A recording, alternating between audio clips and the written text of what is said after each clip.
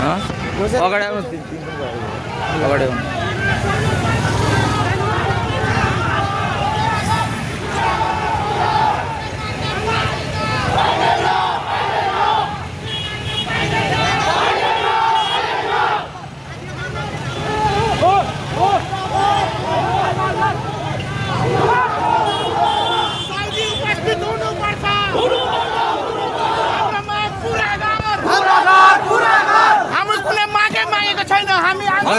तपाईँ डिटेलमा भन्नु त सबै थोक हामी आन्दोलन गर्ने कुनै मान्छे छैन। हाम्रो बिहान 4 बजे हत्या भएको हो, 4 बजे गाडी पल्टेको हो। हाम्रो पीडितलाई न्याय मात्रै हाम्रो क्षतिपूर्ति होस् के हो त्यो मात्रै हामीलाई केही चाहिएको छैन, अरू केही पनि चाहिँदैन। तर सुरक्षाले नटेर्दाखेरि हामी मालिक जसकोमा काम गरिरहेको थियो त्यो साउजीको घर घेराउन आउँदाखेरि हामी माथि पुलिस प्रशासनले दमन गर्दैछ। पुलिस प्रशासनले हामी माथि दमन गर्दैछ।